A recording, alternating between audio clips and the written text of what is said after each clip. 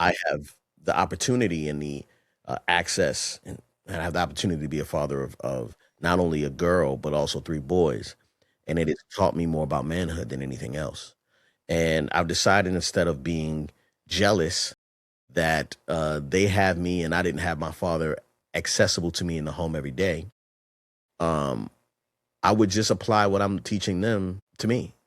You Yeah. know, Yeah. and so father yourself first is an important lesson that I continue to read and kind of wash myself with, so that I can continue to grow, because I don't want to age out of my children. Right? There comes a time in your child's life where you stop growing and your words don't really matter as much, because your actions are speaking louder.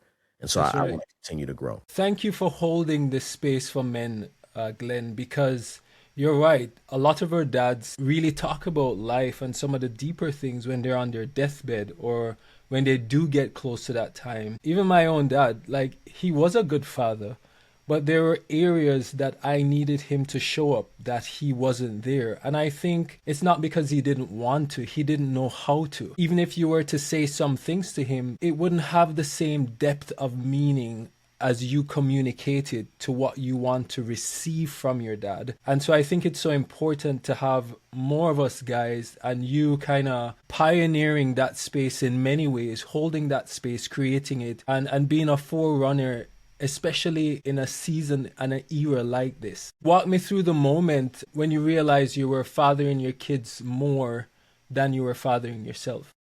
Well, there's a couple things I want to come back to. Your father, right? And him not knowing how.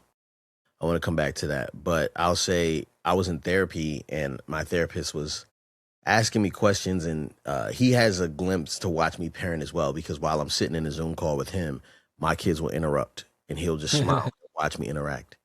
And then one something happened, and one of my kids came in and did something, and I was just like, it's okay, buddy, just clean it up and da da da da, right? And he was like, I noticed something. And I'm like, all right, here we go, right? So my therapist goes, I noticed you give up your kids a lot of grace. Why is that? Hmm.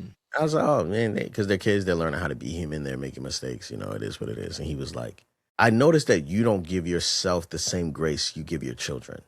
Hmm. And I was like, yeah. And he was like, why is that?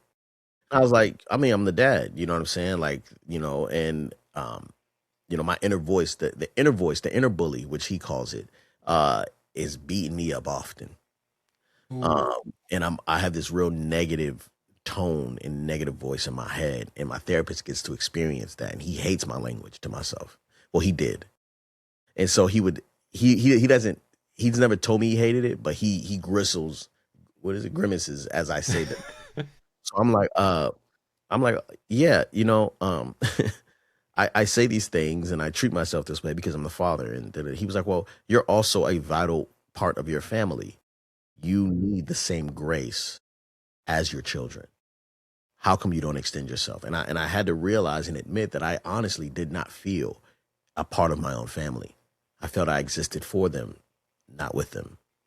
And it kind of twisted when I realized that I needed the same peace, love, care, support that they were afforded just because they are my children. I would protect them Hmm. from each other. I would protect them from my ambition. I would protect them from their mother. I would protect their mother from them.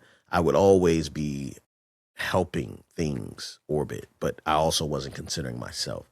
I would just take these beatings, except when it came to discipline and don't talk to me that way, respect.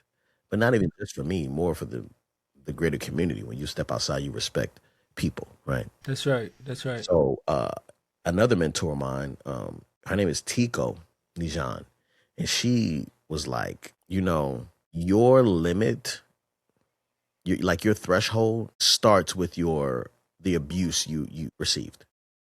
So you won't walk away from a relationship until it gets too close to what you experienced as detrimental. When Hmm. you should stop way before that.